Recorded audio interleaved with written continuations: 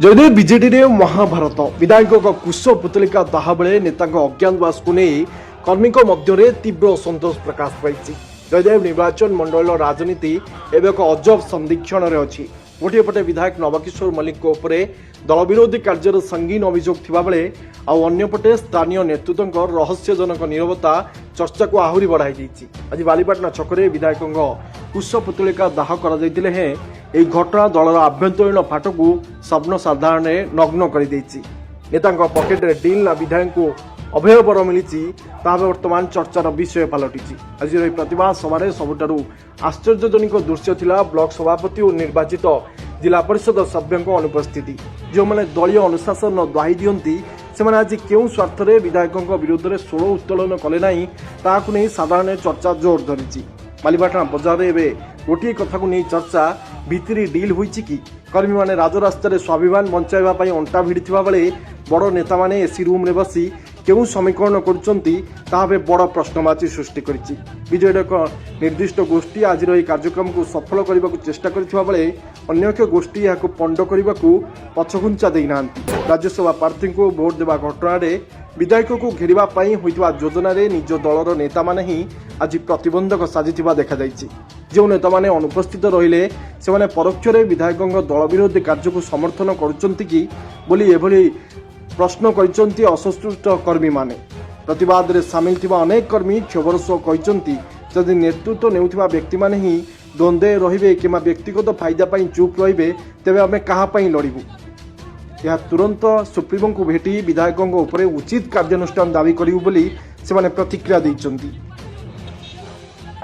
त्रिविक्रम दास पूर्वतन प्रचार समिति अध्यक्ष बालीपाटना। आज कार्यक्रम कौन कार्यक्रम आमर बालीपाटना निर्वाचन मंडल जयदेव निर्वाचन मंडल जनसाधारण सहित आमर विधायक जो भली विश्वासघातकता कले एवं शेष मुहूर्त पर्यंत माटीर पार्टीर सम्मान रखा कथा कही जो भली गरदारी कले एवं मु बेईमानी हेबिनी मध्य कही बेईमानी कले ताकर एभली कार्यक्रम को आमे दृढ़ निंदा करूछु एवं आमे आशा करछु से पुनर्बार इस्तीफा दे आउ थरे निर्वाचन को आसंतु ताले आमे जानिबु जे प्रकृत बिजु जनता दलर बिना सहयोग रे से जितिसंती ताले आउ थरे रिजाइन देके आसंतु निर्वाचन एवं जनसाधारण जो विश्वास रे आज वोट देइतले आमे जनसाधारण को मध्य क्षमा मागी नबु। जो भली एभली गोटे चरित्र जो माटी पे आमे लबी करथला माटीर पुओ को टिकेट दियो माटीर पुओ को देला परे आज जो अवस्था भोगिछि जो भली राज्य सारा आमे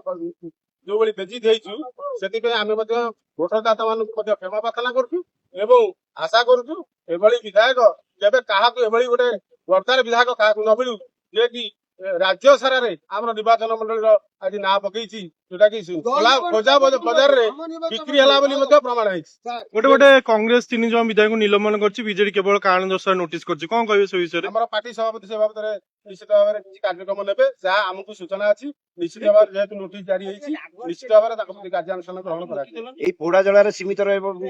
विरोध ना आगु ताको कोन निर्वाचन मंडल रे जे पर्यंत इत्थबा न दैछथि से पर्यंत निर्वाचन मंडल रे ताको पसिबाकू दिया जिवो नाही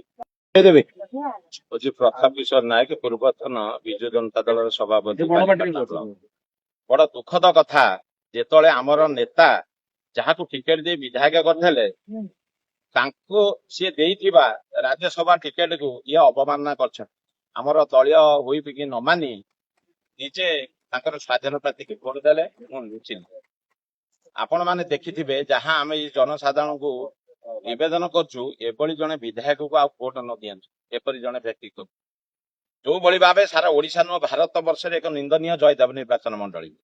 कारण समस्ते टीवी रे देखुछंती जो प्रकार बाड़िया बाड़ी भिड़ा भिड़ी सिटी गंडगोल ए जयदेव विधायक या करदेला टंका नै गला ए गला एटा होची घृण्य जिंस आमे आकु जयदेववासी निंदा करछु। हमर स्वतंत्र टीवी बिजु जनता दलर